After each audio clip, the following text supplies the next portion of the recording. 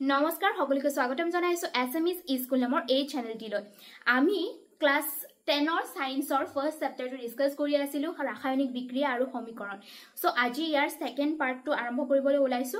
যদিহে তোমালোকে ফাৰ্স্ট পাৰ্টটো চোৱা নাই প্ৰথমে হেতু চাই লোৱা তেতিয়াহে এটো ভালকে বুজি পাবা আমি অলৰেডি আধাতকৈ বেছি পাৰ্ট তাতে হেক কৰিছো কিন্তু আজি আমি ৰাসায়নিক বিক্ৰিয়াবিলাক কেনেকৈ লিখিব লাগে সন্তুলিত কেনেকৈ কৰিব লাগে হেবিলাক শিকিম সেই কাৰণে ইয়াতে ডাইৰেক্ট ইন্টাৰেকশনত হেতু বুজাবলৈ অকমান অসুবিধা হ'ব আমি স্ক্ৰিনত হেখিনি বুজিম সো বেছি দেৰি নকৰি লেটস গেট স্টাৰ্টেড আমি প্ৰথমে ভিতৰৰ কোৱেশ্চনখিনিও ডিসকাস কৰি লৈছো তাৰ পিছত অনুশীলনীৰ কোৱেশ্চনবিলাক ডিসকাস কৰিম আৰু যিখিনি বাকি থকা পাৰ্ট আছে ৰেডক্স বিক্ৰিয়া আৰু কিবা কিবি অকমান আছে হেখিনি আমি হেকত ডিসকাস কৰিম ঠিক আছে সো প্ৰথমে চাই লৈছো আমাৰ ইনটেক্স কোৱেশ্চনৰ প্ৰথম কোৱেশ্চনটো আছে বায়ু দহনৰ আগতে ম্যাগনেসিয়ামৰ ফিটা এডাল পৰিষ্কাৰ কৰি ল'ব লাগে কিয় আমি প্ৰথম যেটো বিক্ৰিয়াৰ উদাহৰণ পাইছিলো হেতুতে আমি ম্যাগনেসিয়ামৰ ফিটা জ্বলোৱা এক্সাম্পলটো পাইছিলো ম্যাগনেসিয়াম আৰু অক্সিজেনৰ বিক্ৰিয়া হৈ পেলাই ম্যাগনেসিয়াম অক্সাইড ফৰ্ম হৈছিল সো হেতু পৰীক্ষা কৰোতে কি কৰে ম্যাগনেসিয়ামৰ ফিটা এডাল প্ৰথমে পৰিষ্কাৰ কৰি ল'ব লাগে প্ৰশ্নটো হৈছে যে কিয় ম্যাগনেসিয়ামে আমাৰ বায়ুমণ্ডলত থকা কাৰ্বন ডাই অক্সাইডৰ লগত ৰিঅ্যাকশন কৰে ম্যাগনেসিয়ামে কাৰ্বন ডাই অক্সাইডৰ লগত ৰিঅ্যাকশন কৰি পেলাই ম্যাগনেসিয়াম কাৰ্বনেট ফৰ্ম কৰে ম্যাগনেসিয়াম কাৰ্বনেট ফৰ্ম কৰে আৰু সেই ফিটাডালৰ ওপৰত এটা প্ৰলেপ হৈ যায় ম্যাগনেসিয়াম কাৰ্বনেটৰ ফলত কি হয় ই বেলেগ বস্তুৰ লগত বিক্ৰিয়া নকৰা হৈ যায় ম্যাগনেসিয়াম কাৰ্বনেটে বেলেগৰ লগত বিক্ৰিয়া নকৰে সেই কাৰণে যাতে আমি অক্সিজেনৰ লগত ম্যাগনেসিয়ামৰ বিক্ৰিয়াটো কৰিব পাৰো তাৰ কাৰণে প্ৰথমে আমি ফিটাডাল কি কৰো সাফ কৰি লওঁ নেক্সট কোৱেশ্চনটো হৈছে সন্তুলিত কৰিব দিছে আৰু সমীকৰণ লিখিব দিছে সন্তুলিত সমীকৰণ লিখিব দিছে একেবাৰে সহজ হাইড্ৰোজেন প্লাস ক্লোৰিন লগ হৈ পেলাই hydrogen chloride barium chloride so ইয়াৰে আনসাৰ কেইটা আমি চাই লৈছো হাইড্ৰোজেনে যেতিয়া ক্লোৰিনৰ লগত বিক্ৰিয়া কৰিব H2 যেহেতু গ্যাস হয় সেই কাৰণে আমি ব্ৰেকেটত G বুলি লিখিছো প্লাস ক্লোৰিন Cl2 ইও গ্যাসিয়াস ফৰ্মত থাকে আৰু ইহতৰ বিক্ৰিয়া হৈ পেলাই কি হৈছে HCl নেক্সটটো আছে বেৰিয়াম ক্লোৰাইড আৰু এলুমিনিয়াম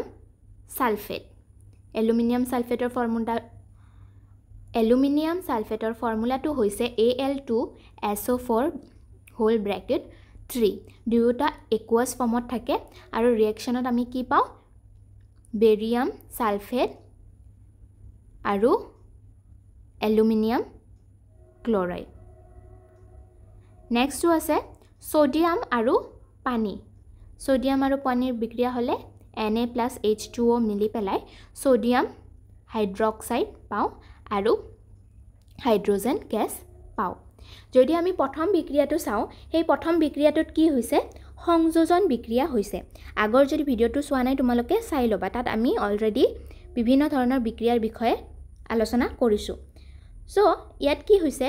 হাইড্ৰোজেন আৰু ক্লোৰিনৰ বিক্ৰিয়া হৈ পেলাই হাইড্ৰক্লোৰিক এসিড সংযোজিত হৈছে হাইড্ৰোজেন আৰু ক্লোৰাইড সেই কাৰণে এটো সংযোজন বিক্ৰিয়া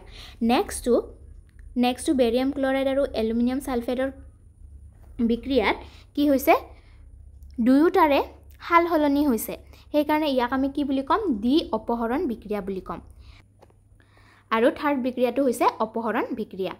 ইয়াতে তোমালোকে সন্তুলিত কৰিব দিছে যেহেতু প্ৰথমটোত যদি চাও হাইড্ৰোজেন H2 হিচাপে থাকে ক্লোৰিনো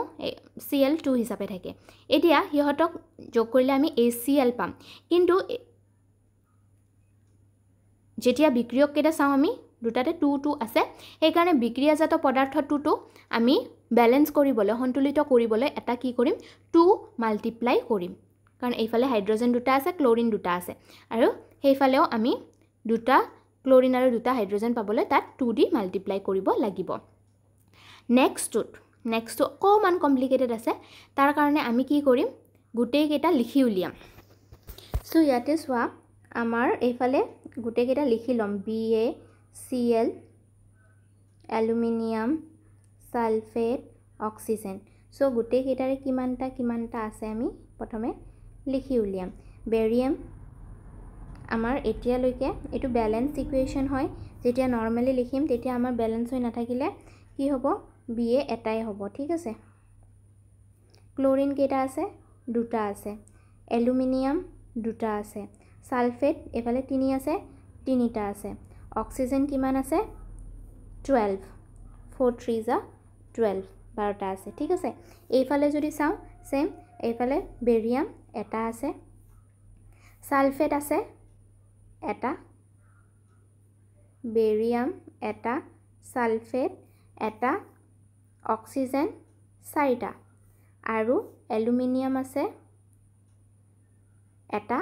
আৰু ক্লোৰিন আছে 3টা এতিয়া চোৱা এই যেটো ক্লোৰিন আছে ক্লোৰিন ইয়াতে 3টা আছে ইয়াতে দুটা আছে সো এটুক আমি যেতিয়া সমান কৰিব লাগিব কি কৰিম ইয়াৰ লগত আমি 3 মাল্টিপ্লাই কৰিম কৰাৰ লগে লগে এটু কি হৈ যাব 6 হৈ যাব ৰাইট আৰু ইয়াতে কি মাল্টিপ্লাই কৰিম 2 মাল্টিপ্লাই কৰিম 6 হৈ যাব সেই কাৰণে আমি কি কৰিলো এইফালে এটু 2 মাল্টিপ্লাই কৰি দিলো আগত ঠিক আছে আৰু এইফালে ক্লোৰিন কোড আছে বেৰিয়ামৰ লগত সেই কাৰণে বেৰিয়াম ক্লোৰাইডত আমি 3 মাল্টিপ্লাই কৰি দিলো দুয়োটা 6 মিলি গল ৰাইট এটু হৈ গল এতিয়া বেৰিয়াম আমাৰ 3টা হৈ গল ইয়াতে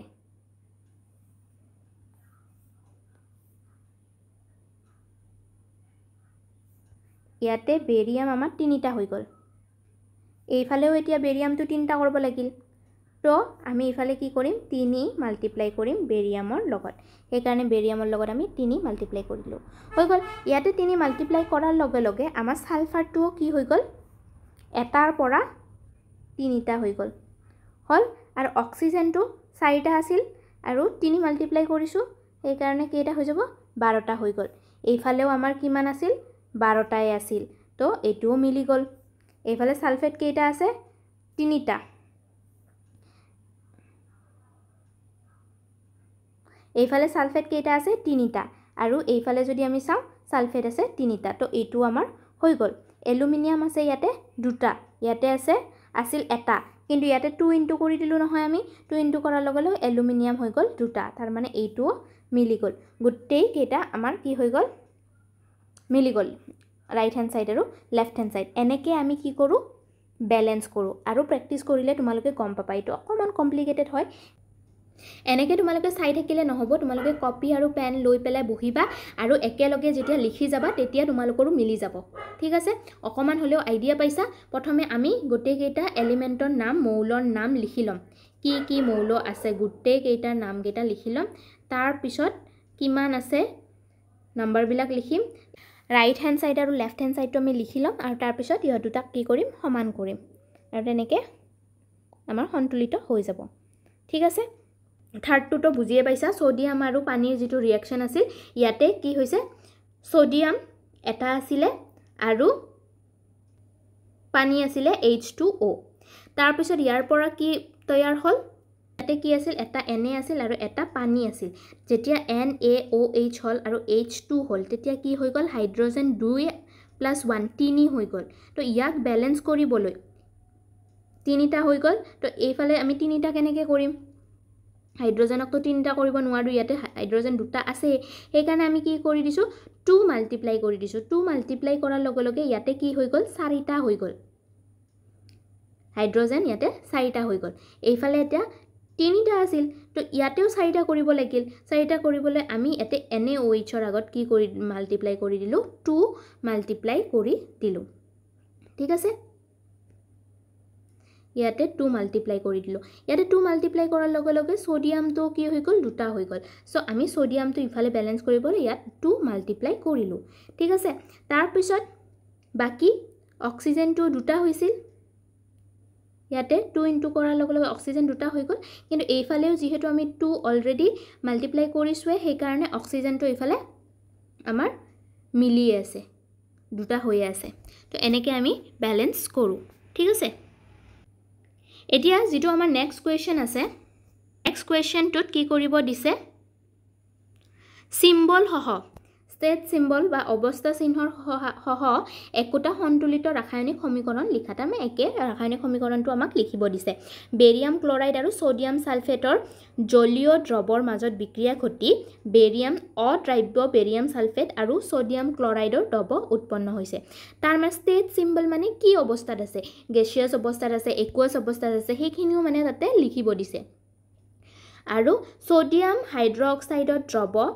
পানীত হাইড্ৰক্লৰিক এচিডৰ দ্ৰৱ পানীৰে হৈতে বিক্ৰিয়া কৰি সোডিয়াম ক্লৰাইডৰ দ্ৰৱ আৰু পানী উৎপন্ন কৰে সো ইয়াৰ এনসাৰটো হ'ব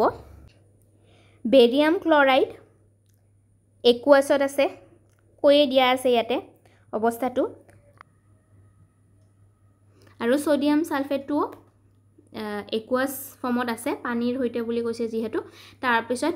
তাৰ পৰা কি উৎপন্ন হৈছে বেৰিয়াম সালফেট যেটো অদ্ৰাব্য হিচাপে পৰি গৈছে তলত অদ্ৰাব্য বুলি কোৱাৰ লগে লগে আমি এই চিনডাল ব্যৱহাৰ কৰিম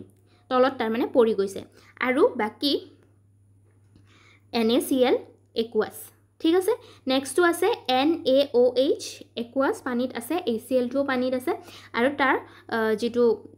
উৎপন্ন হৈছে NaCl হেতু একুৱাছ ফৰ্মতে আছে আৰু পানীটো লিকুইড ফৰ্মত আছে সেই কাৰণে আমি এনেকে অৱস্থা চিহ্ন বিলাকৰ হৈতে এই সমীকৰণ কেটা লিখিলো ঠিক আছে নেক্সট কোৱেশ্চনত যাও আমি এতিয়া নেক্সট প্ৰশ্নাৱলীৰ কোৱেশ্চন হৈছে এটা পদাৰ্থ Xৰ দ্ৰৱক বগা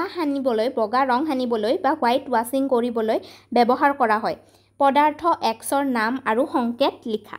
ইয়াৰে শুদ্ধ উত্তৰ হৈছে ক্যালসিয়াম অক্সাইড বা কুইক লাইম যাক কুইক লাইম বুলিও কোৱা হয় ইয়াৰ ফৰ্মুলাটো হ'ব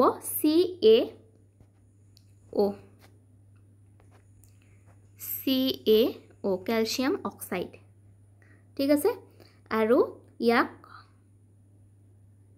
কুইক লাইম বুলিও কোৱা হয় ক্যালসিয়াম অক্সাইড বুলি লিখি থলে হ'ব আৰু পানীৰে হৈতে এই পদাৰ্থ X এ কৰা বিক্ৰিয়াটো লিখা তো ইয়াৰে বিক্ৰিয়াটো লিখিব দিছে ইয়াৰ বিক্ৰিয়াটো হ'ব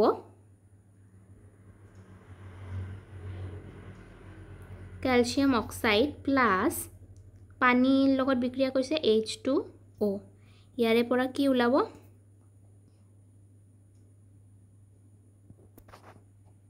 ক্যালসিয়াম হাইড্ৰক্সাইড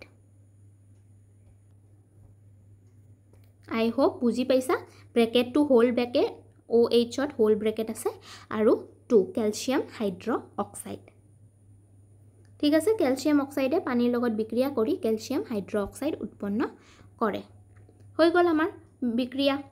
তাৰ পিছত তাৰ নেক্সট কোৱেশ্চনটো আৰু নেক্সট কোৱেশ্চনটো হৈছে কাৰ্যকলাপ 1.7 ত এটা পৰীক্ষানলত সংগ্ৰহ কৰা গেছৰ পৰিমাণ আনটো পৰীক্ষানলত সংগ্ৰহ কৰা গেছৰ পৰিমাণৰ দুগুণ কিয় এই গেছটোৰ নাম লিখা তো ইয়াতে পানীৰ আমি এটা হেই কৰিছিলো H2O মানে ব্ৰেকডাউন কৰিছিলো H2O ব্ৰেকডাউন কৰিলে কি হয় এটা নলত আমাৰ অক্সিজেন থাকে এটা নলত কি থাকে H2 থাকে গ্যাস থাকে আৰু হাইড্ৰোজেনৰ পৰিমাণটো obviously অক্সিজেনতকৈ ডাবল হয় ইলেক্ট্ৰিক্যালি যেতিয়া আমি ডিকম্পোজ কৰো বা দুটাকে ব্ৰেকডাউন কৰো তেতিয়া আমি হাইড্ৰোজেনৰ পৰিমাণটো অক্সিজেনৰ দুগুণ পাও তো ইয়াৰ গ্যাসটোৰ নাম হ'ব হাইড্ৰোজেন ঠিক আছে নেক্সট কোৱেশ্চনটো হৈছে যে লোৰ গজাল এটা ডুবাই ৰাখিলে কপাৰ সালফেট দ্ৰৱ এটাৰ ৰঙৰ পৰিৱৰ্তন ঘটে কিয় লো বুলি কোৱাৰ লগে লগে আমি কি জানো Fe আৰু কপাৰ সালফেট মানে CuSO4 তো তাতে আমাৰ বিক্ৰিয়া ঘটিব তো আমি প্ৰথমে লিখি লৈছো Fe plus copper sulfate এতিয়া আমি পাইছিলো নহয় অপহৰণ বিক্ৰিয়াৰ উদাহৰণত এটোৱে পাইছিলো হেনে অপহৰণ বিক্ৰিয়াৰ উদাহৰণত আমি এটো পাইছিলো ইয়াতে কি হয় Fe লো টু কপাৰতকে বেছি ষ্ট্ৰং হয় সেই কাৰণে লোয়ে কি কৰে সালফেটৰ লগত বন্ডিং কৰি পেলে ফেৰাছ সালফেট বনায় FeSO4 বনায় আৰু কপাৰটো অকলহৰে ৰৈ যায় আৰু ইয়াৰ ফলতে এই যেটো FeSO4 আছে এই FeSO4 ৰ কালাৰটো কি হয় বেলেগ হয় তো আমি কি গম পালো লোয়ে যেতিয়া কপাৰ সালফেটৰ লগত বিক্ৰিয়া কৰিব তেতিয়া তাৰ ৰঙৰ পৰিৱৰ্তন ঘটে কাৰণ তাত ফেৰাছ সালফেটৰ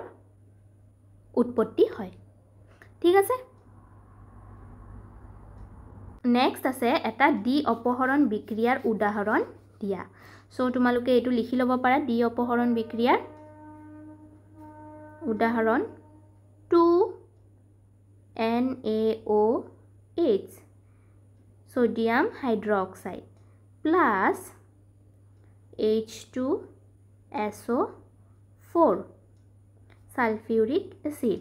ইয়াক যোগ কৰিলে সোডিয়াম হাইড্ৰক্সাইডৰ লগত সালফিউৰিক এসিড যোগ কৰিলে আমি কি পাওঁ সোডিয়াম সালফেট Na2SO4 আৰু তাৰ লগতে পাওঁ আমি পানী ওয়াটাৰ ঠিক আছে তো অপহৰণ বিক্ৰিয়াৰ ইটো এটা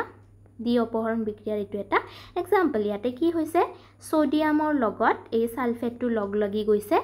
আৰু এই OH আৰু H লগ হৈ পেলাই ইহ দুটা এক লগ হৈ গৈছে তো দুটাৰে মাজত এক্সচেঞ্জ হৈছে সেই কাৰণে ইয়াক আমি কি বুলি কওঁ ডি অপহৰণ বুলি কওঁ দুটাৰে এক্সচেঞ্জ হৈছে হয়নে ঠিক আছে বুজি পালো নেক্সট আছে তলৰ বিক্ৰিয়া কেইটাত জাৰিত আৰু বিজাৰিত হোৱা পদাৰ্থসমূহ বাছি উলিয়া জাৰিত হোৱা মানে কি অক্সিজেন যোগ হোৱা বিজাৰিত হোৱা মানে কি অক্সিজেন বাদ দিয়া আমি ৰেডক্স বিক্ৰিয়াটো ভালকে পঢ়া নাই জাৰণ বিজাৰণটো ভালকে পঢ়া নাই আমি হেতু নেক্সট ক্লাছত ভালকে ডিসকাস কৰিম ঠিক আছে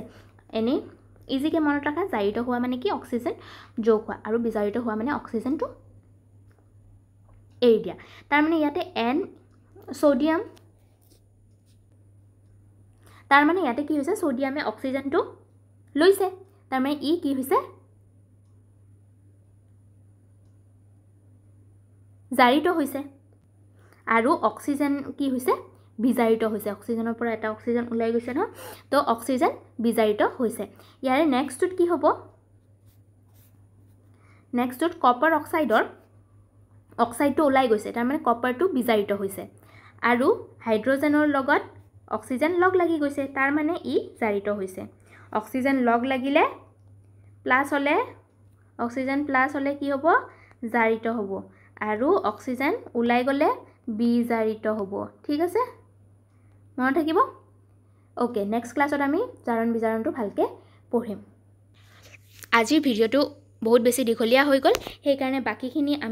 বাকিখিনি যিখিনি প্ৰশ্নাৱলী আছে আৰু এক্সাৰসাইজৰ কোৱেশ্চন আছে সেইখিনি আমি নেক্সট ক্লাছত ডিসকাস কৰিম আৰু অকমান কিতাপৰো মানে চ্যাপ্টাৰ 2 ৰ অকমান পাৰ্ট বাকি আছে সেইখিনিও আমি একেলগে কৰি যাম লগ পাম নেক্সট ভিডিওত যদি ভাল লাগিল লাইক কৰিব নাপাহৰিবা আৰু ফ্ৰেণ্ডছৰ লগতো শেয়াৰ কৰিবা থ্যাংক ইউ